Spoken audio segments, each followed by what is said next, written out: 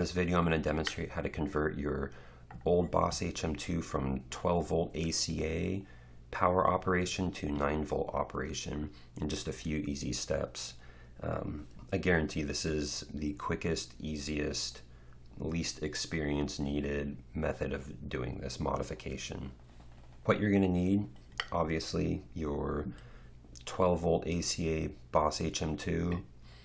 You're going to need a Phillips screwdriver, some wire snips, some tweezers, solder, soldering iron.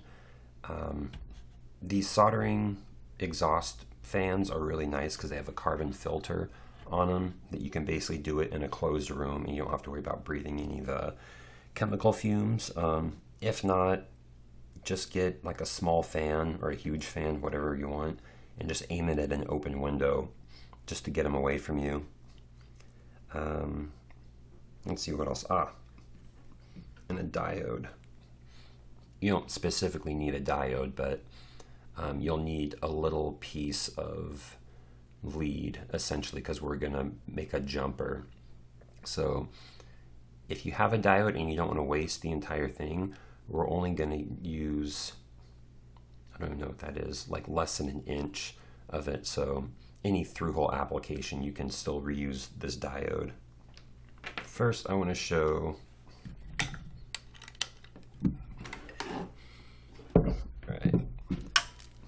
just as an example. So that's 12 volt. This LED's been replaced, by the way, so that's a super bright. That's why it's much brighter than a Boss LED. But you can see how bright that is. And now we'll connect that to 9 volt. You can see the LED barely comes on. So I just want to give an example of before and after. So step one, get your Phillips screwdriver and remove these 4 screws from the back of your HM-2.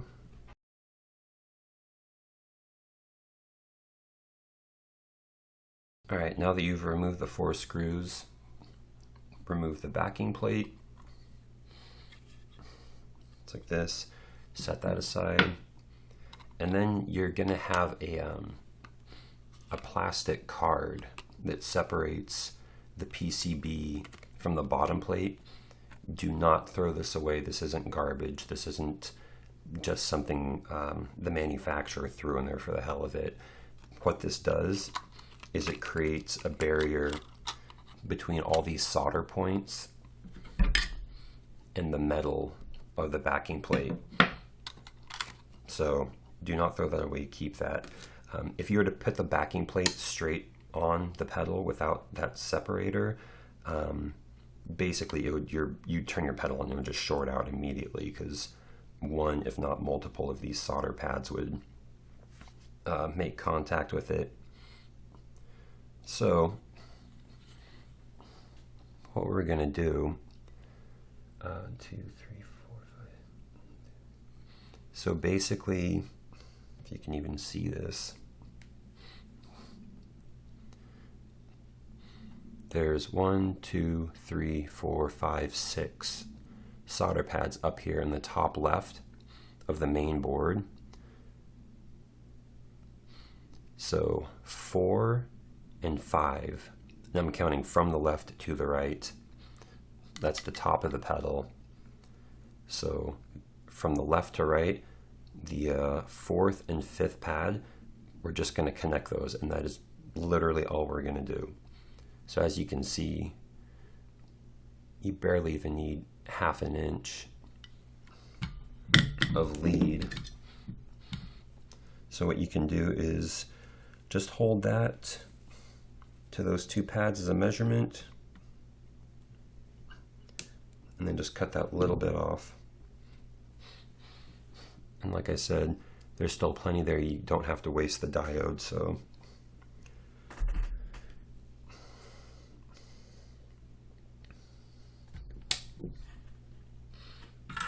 get your, should have your iron already hot, but I'm bad at planning I'll put a picture of the Boss HM-2 schematic up on the screen. And as you can see here, pads 5 and 4, those go, I mean, they're connected directly to each other with R2 and D1, which is a resistor and a diode in line between those two. Those two components, that's what knocks the 12 volts down to 9 volts. It doesn't specifically have a number in mind, it's just that combination of components will reduce the it'll reduce the voltage by 3 volts. So hypothetically, if you were to put a 9 volt in there, the pedal would only be operating on 6 volts. So it's kind of a strange design, but it is what it is. There's also another way where you can go in and actually desolder those two components and then replace each component with a jumper similar, you know, just more lead that you cut off and kind of bend to make it look like a staple shape, like kind of like a U, and then you just drop it in and solder that in. Personally, I would not recommend doing that. The number one reason, like, I just completely rebuilt this pedal, like all new wire, input output jacks, switch. I even changed the potentiometers to a 9mm smooth shaft, obviously new knobs, new rubber on the pad and the O-ring and the foot, replaced all the capacitors, all but 2 of the transistors. So I'm basically trying to make this as modern as possible, but still being like an actual HM-2. So, long-winded explanation. The reason I would argue against replacing the was it R2 and D1 with a jumper is because these boards, you have to pull them back, which is fine, but the problem is the ribbon wire. If you can even see it now, I don't really want to open this, but it's like a ribbon cable, ribbon card. They are glued to the boards, but they are very fragile. I mean, these pedals are, what, 35 years approximately old. So imagine cheap plastic sitting in one position for that long, and then you open it up and crank the board back. Like, that's why I did all this. I went to actually do a couple repairs on this pedal, and I just broke the cable right off the first time I moved it. So yeah, don't do that. This is also the most easily to reverse, because you just need a solder pump, and basically you would just heat it up with the pump and then press the button, and it would suck the excess solder out, and all the, you know, then it'll be back to 12 volts again. All right, enough of my rambling. Here's what you do. So like I said before, 1, 2, 3, 4, 5. So 4th and 5th pad right there. Those two. Build up a little bit of solder. Tin your tip first, obviously, so it conducts heat better.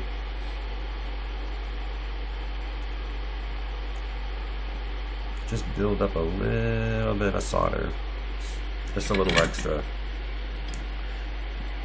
This way, because you only have 2 hands. Oh, you know another thing? Make sure this lead isn't too long, because if it makes contact with the pads next to 4 and 5, then you're going to have a serious problem. So with your pliers, take that little bit of lead, tin the tip of your iron again, hold the lead over 4 and 5, and literally just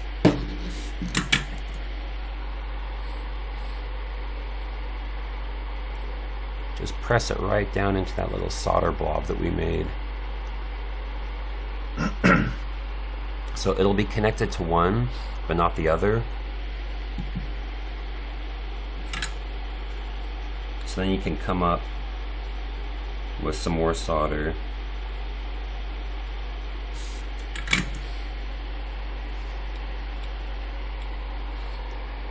And it's not too pretty, but it does work. You can see there. So 1, 2, 3, 4, and 5 are connected. Make sure there's no solder touching, whether that be 3 or 6. Like, you want to make sure all the other 4 are completely separated.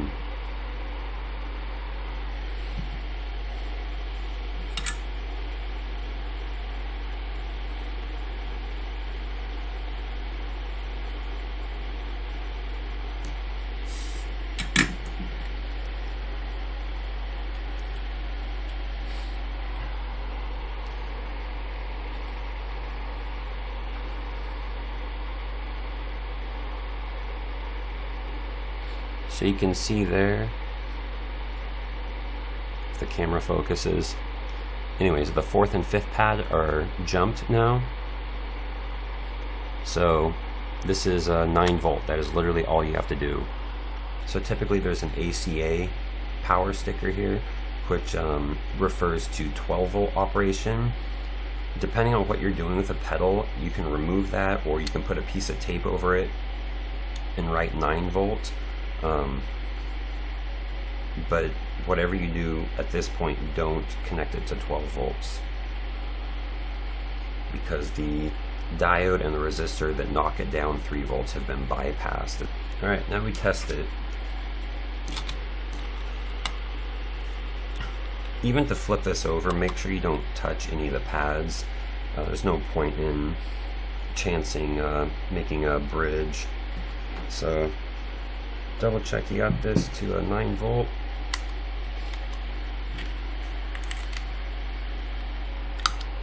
So see how bright that is? It's just as bright as it was the 12 volt.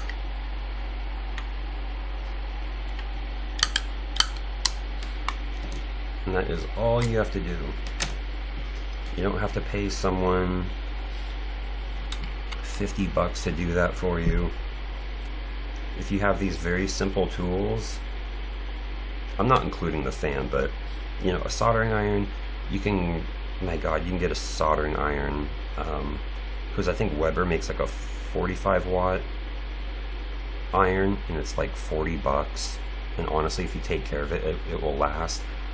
I just bought this Hakko for the hell of it, and if you're curious, it is a FX888D. So now that we have our HM-2 converted to 9 volt, remember you have to replace the card, the plastic card that was in there to begin with. That keeps it from shorting out on the plate.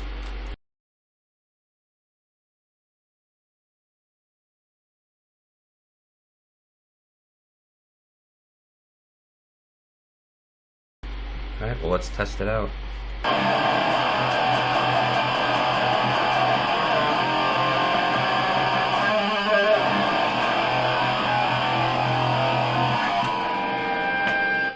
Now that the pedal's tested, you know it works, I made this use Boss PSA adapter only 9 volt DC center negative sticker out of oh man, what is it? It's just this white label. It's like a permanent label. Printed it on my inkjet and then clear coated it with high gloss. So that'll fit right there as a reminder. Kind of blend in aesthetically, looks similar to the original. So if you like this video, give it a thumbs up. Let me know what you think in the comments. Have you modified your pedal to 9 volt? Are you adamantly against it? I know there's some people that are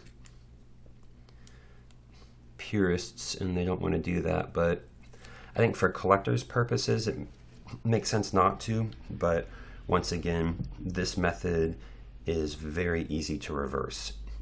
You actually only need a Phillips screwdriver, a soldering iron, and a solder pump or a solder sucker, excuse me, to evacuate the excess solder, and it's back at 12 volt operation.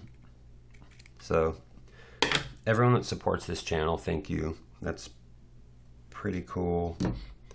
There's so many people interested in it. And now there's a Boss Waza HM-2, which is pretty cool.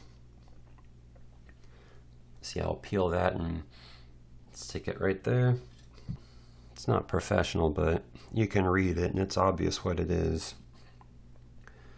So I just made that in the GIMP image program.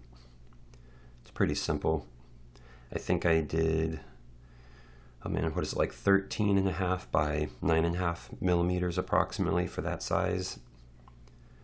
And then just make a layer for a rectangle, shrink it down maybe 5 pixels around the edges, and stroke that layer so it comes out with a black border. Yeah, so you're all good.